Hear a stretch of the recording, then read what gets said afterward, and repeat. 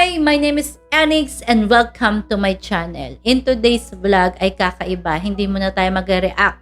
Gusto ko lang i-express yung sarili ko sa topic na to. It's about my 7 days or 1 week of no social media. In short, nag-detox tayo. So, bakit nga pala ako nag-detox? Kasi una, maraming reason eh.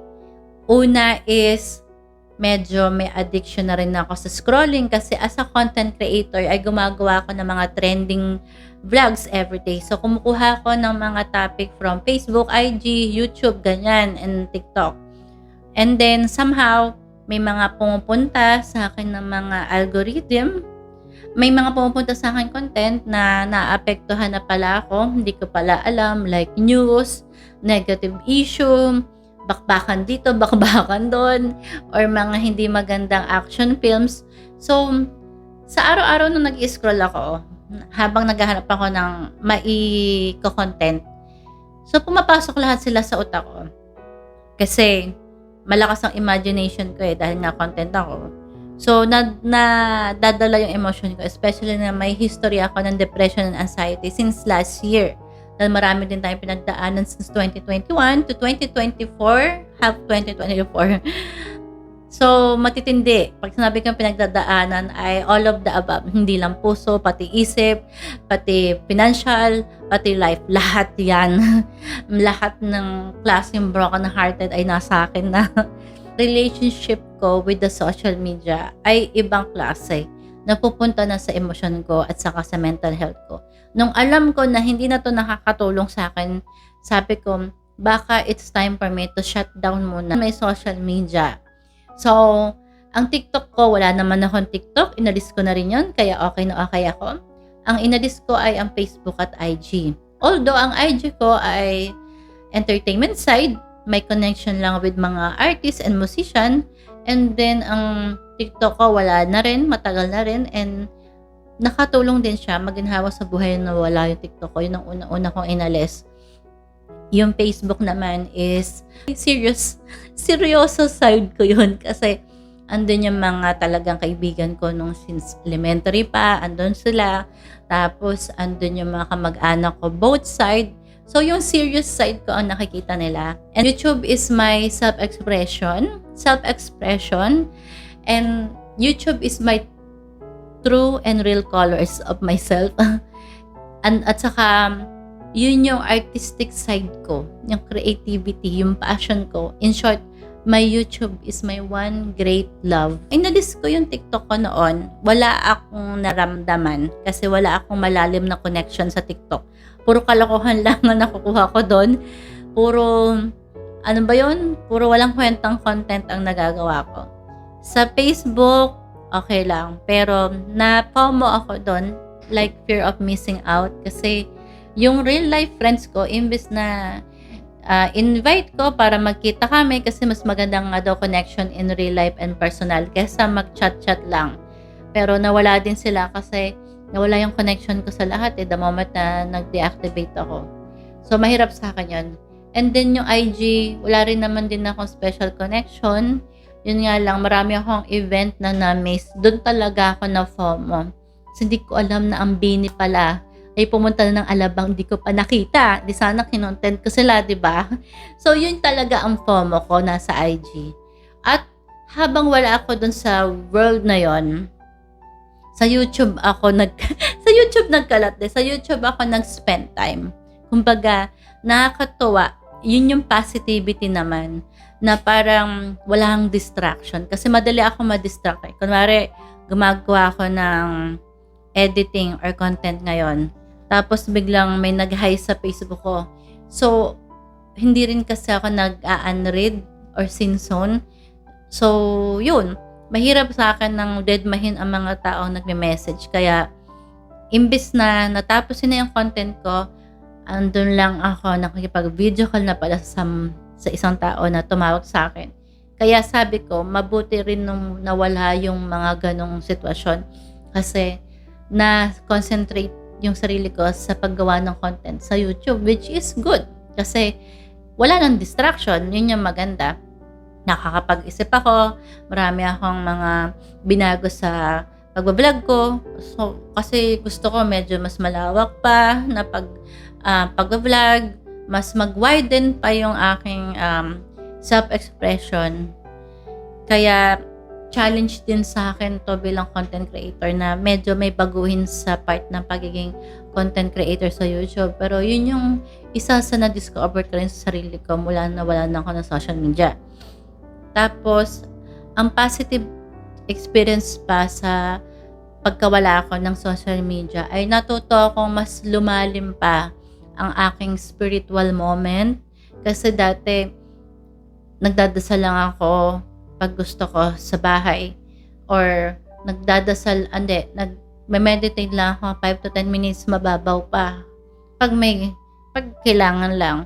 Pero ngayon, ginawa ko na siyang morning routine. Kasi, basta, the moment na gumising ako, kailangan meron na akong oras para magdasal. Tapos, kinakausap ko yung mother ko, bukod kay God. And then, hindi lang yon, ginawa ko pang 30 minutes yung meditation ko. So, mas naging deep yung connection ko or relationship ko with my spiritual world. Kaya, yun yung mas nakatulong. Kumbaga, dahil nga, meron nga akong depression and anxiety. May mga times na nagpapanik at ako. So, maganda na nakatulong talaga sa akin yung meditation pati. And then, hindi lang yon, natutunan ko yung mindfulness. Diba, uso dati ang peace of mind. Medyo alam ko na yon somehow. So, ang natutunan ko naman ay mindfulness. Kumbaga, walang distraction. May times na with music lang. Music is music kasi it can heal our heart and soul. So, nakikinig din ako ng music madalas and bumabalik na rin ako sa pagiging music lover ko. Although music lover naman talaga ako. Kumbaga sa bahay ay surrounded na ako ng mga music. Kumbaga, paggising pa lang may love song na. Hanggang sa pagtulog may love song pa rin. And then, nagme-meditate din ako, hindi lang sa morning, kundi pati sa pagtulog ko din.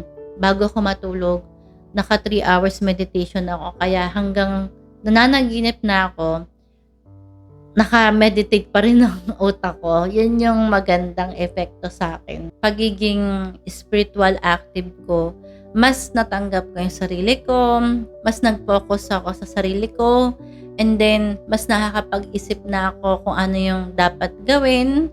Alam ko yung tama at hindi, or gagawin ko ba to o wag na lang. Wala na akong mga second thought at saka what if, kasi mas naging aware na ako sa nararamdaman ko, sa emosyon ko, sa isip ko. Kumbaga, mas lumakas yung instinct ko. Kasi wala nang distraction sa mundo kundi yung naririnig ko na lang yung sarili ko. Yung thoughts ko, yung kung ano man. So, mas nakilala ko pa yung sarili ko. Kumbaga, mas may fulfillment ba? Kasi, sabi ko nga, diba, dumating ako sa point na okay na ako, living simple life na lang. Pero, may mas maganda pa pala, na may mas malalim palang fulfillment ang aking mararamdaman at ang sarap sa pakiramdam nun. Malakas talaga ang prayer. Bukod sa nagsisimba naman talaga ako at mas naging devoted pa ako. Kasi katulad sa Baclaran, dati lang ako, healing, ganyan, pray, thankful, pag may oras. Pero ngayon, talagang every Wednesday pumupunta na ako at ini-enjoy ko yung pagko-commute ko nang walang cellphone na tinitingnan. Nasa bag lang. Naging devoted ako nung time na yon sa Baclaran. And yun yung date ko para sa sarili ko. Instead na pumunta sa mga kaibigan, nung nag-isolate ako sa Baclaran at iba't ibang simbahan ang aking naging social life. And then, ang mga na-discover ko pa sa sarili ko is, nag-iba yung personality ko bigla Dati ang dali ko ma-bored sa bahay. Gusto ko lagi akong lalabas. Umaga pa lang or the moment na gumising ako, lalabas na ako. Parang ayoko magstay dito. Pero ngayon, I feel calm, peace. Mas gusto ko na yung bahay. Parang may introvert side na ulit ako na pumasok sa katauhan ko. Ganon. Kasi dati sobrang nagpaka-extrovert ako nung pumasok ako sa mundo ng social media. Pero ngayon, parang naging opposite siya. Although, minsan tinatry kong lumabas, pero hindi, parang andaling mapagod ng isip ko. Pag medyo maingay traffic, maraming tao, tapos may makakausap kang kaibigan na problema yung sasabihin nila sa'yo. Minsan nakaka-relate ka pa rin sa mga pinagdadaanan nila. Madali akong madrain. Dati hindi eh. Paglalabas ako, doon ako nagkakaroon ng full battery talaga. Pero ngayon, mas full battery na ako pag alone ako. Yung, kumbaga, parang alam mo yung alone pero happy. Yun yung na-discover ko sa sarili ko. Yun nga, mas nakilala ko yung sarili ko, mas sensitive na ako sa mga needs and wants ko. And alam ko na rin when to say no. Alam ko na rin sa sarili ko when to stop. Dati kasi kahit pagod ako at pag may kailangan ng isang tao sa akin, go pa rin ako kahit hindi ko kaya. Pero ngayon, I can say no na to myself na, oops, hindi. Kung nakalabas ako kahapon, kung may sinamahan ako kahapon, ngayon ay magpapahinga lang ako. Dati kasi on the go ako. Kala ko kaya ko lahat, pero hindi. So, may times na alam ko na yung gusto ko, alam ko na kung saan ako mahina, alam ko kung saan ako malakas, alam ko kung saan ako interesado.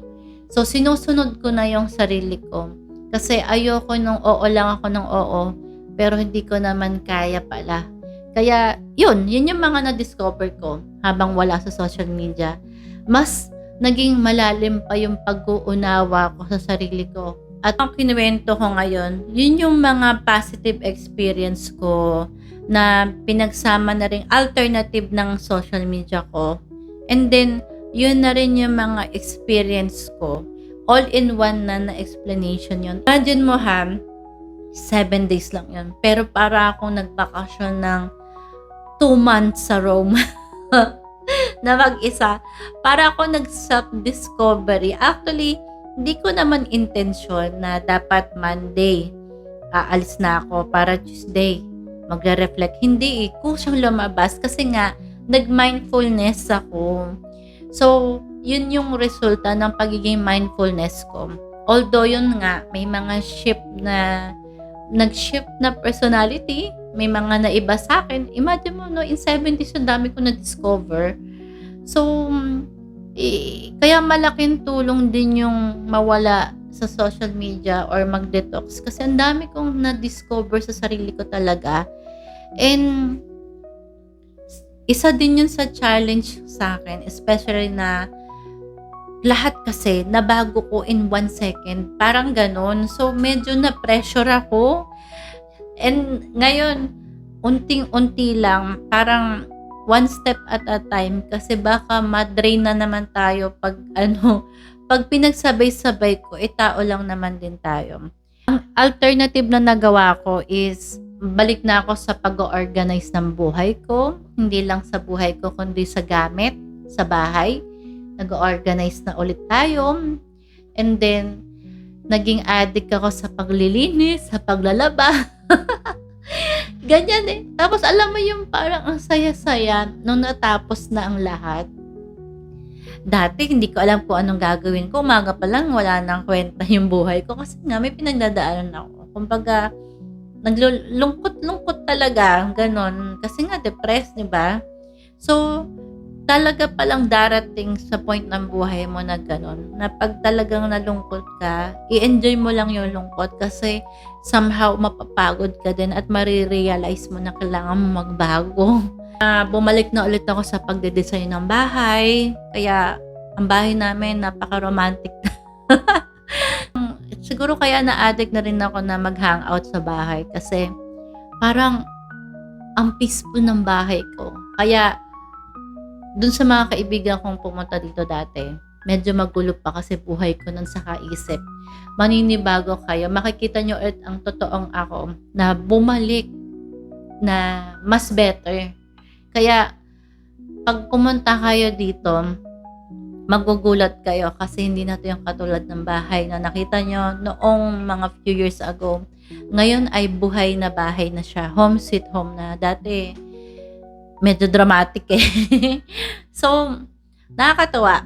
Kaya siguro mas nakakakuha na ako ng magandang energy sa bahay ko. Dahil nga, in order po you para magbagong buhay ay simulan mo sa paligid mo. And tingnan mo, wala na ako rhinitis. Hindi na ako araw-araw knock on the wood pero hindi na ako nagkaka-rhinitis.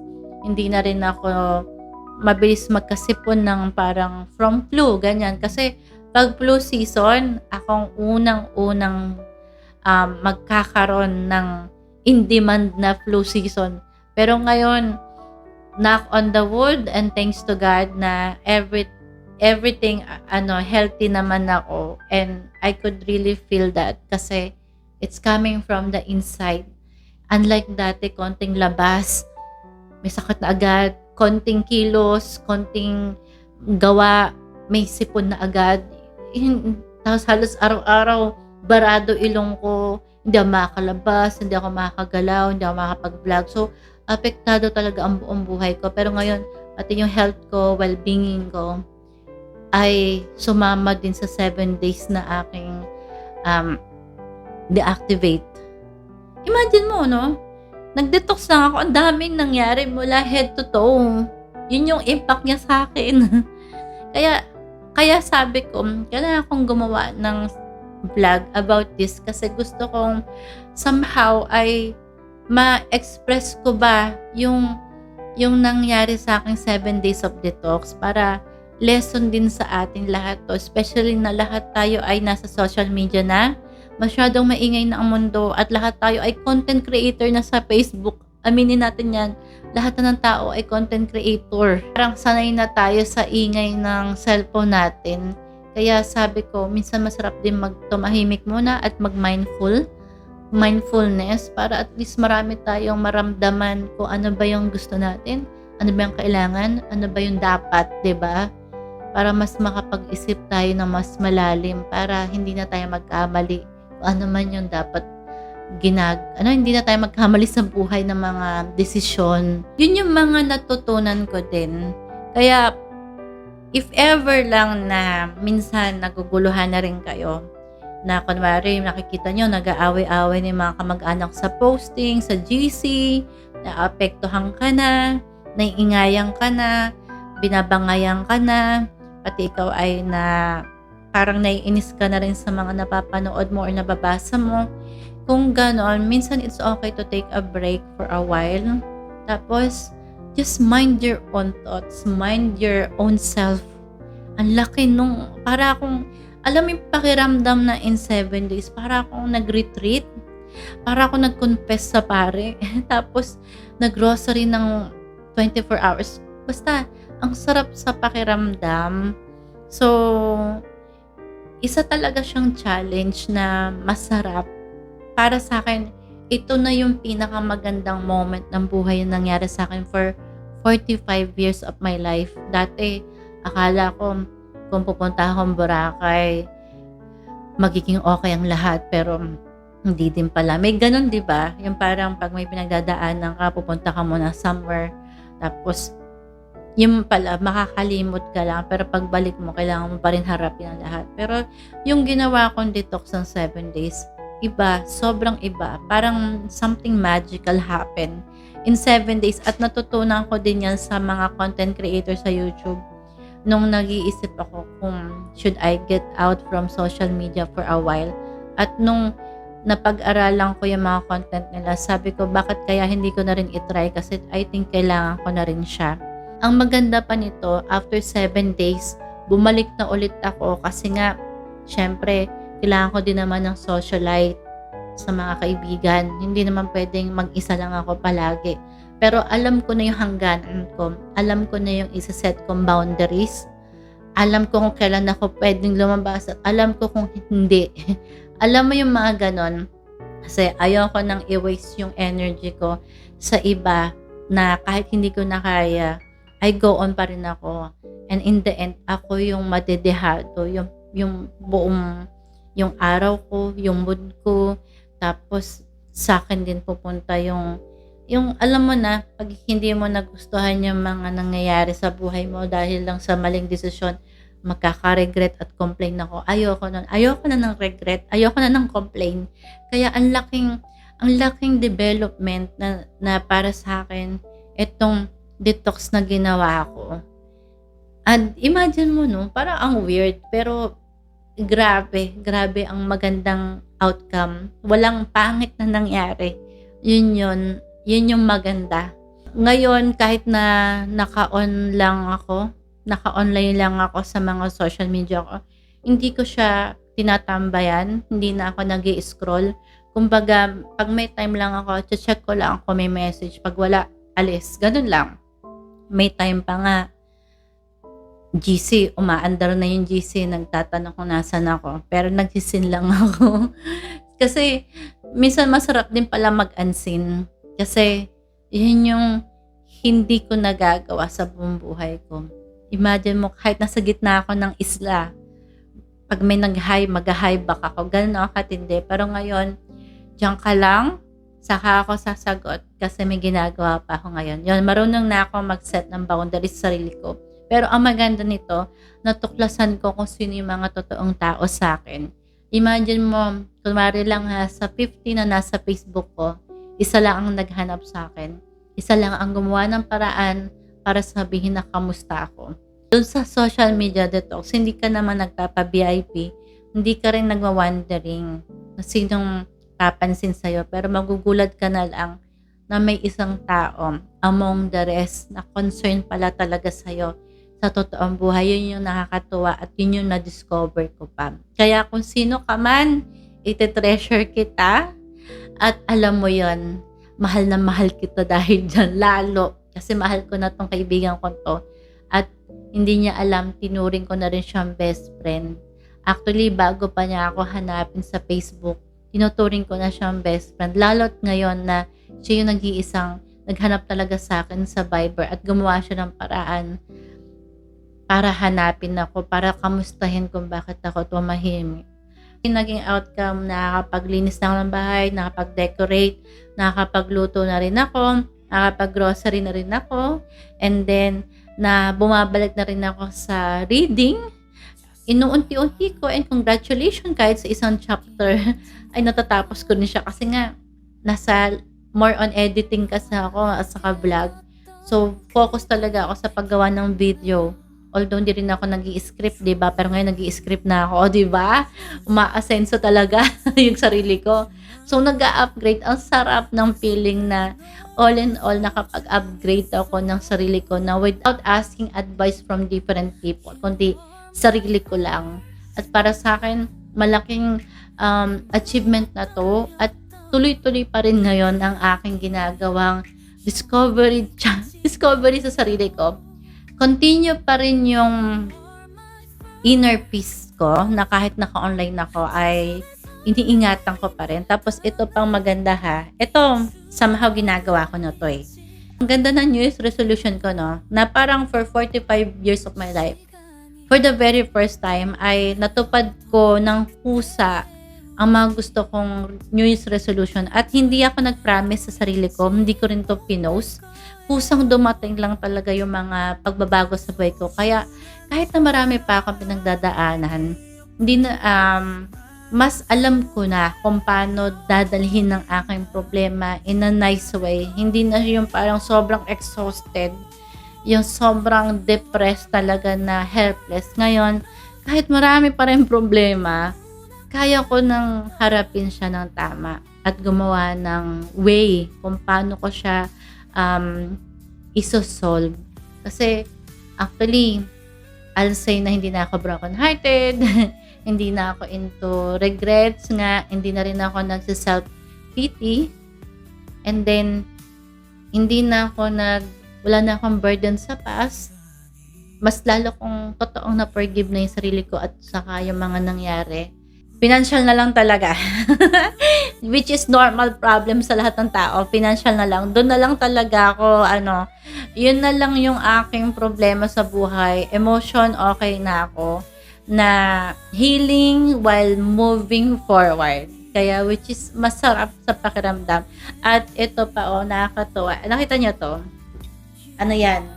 Mga parang gratitude of the day ko yan. For 365 days. Tapos, isusulat ko siya sa isang note kung ano yung magandang nangyari sa aking araw na to. And then, lalagay ko siya sa jar. Para January 2026 pala, babasahin ko to bago mag-New Year.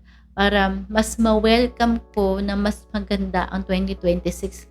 Kasi dito ka makakita yung mga magagandang magical moment of my life ng buong 2025. At maganda yung may gratitude list kayo kasi mas maraming blessing at positiveness ang darating sa buhay mo. Kaya, yun. So, ang dami ko nang sinabi. I hope that you like my content kasi gusto ko lang talaga i-express to para may matutunan din kayo na somehow kung gusto nyo mag-reflect, hindi talaga sa bakasyon, hindi talaga sa shopping, hindi rin sa mall, hindi rin sa material na bagay, hindi rin sa ibang tao, kundi I'm telling you na sa detox talaga ang resulta ng lahat and I feel so great, honestly speaking. And first time ko itong naramdaman, kaya I just want to make a video about this para at least kung nakakalimutan ko, kung sakaling bumalik ulit ako sa zero, at least pupunta ako dito kasi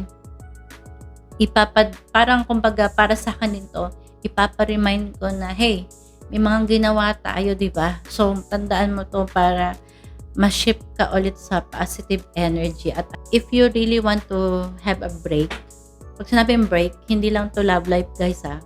Lahat-lahat to. Take a break. Don't feel guilty about it. It's okay. Kahit 1 day, 2 days, 3 days, take a break. Sa daming balita, sa daming issue na napopost, lahat ay nasa social media na talaga. Lahat na na-post.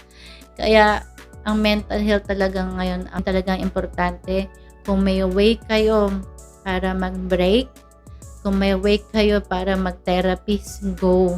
It's okay. It's madaling maapektuhan ng mind natin. So, I really hope na mag-focus tayo sa sarili natin and sa mental health kasi yun talaga importante. And number 1, pray to God.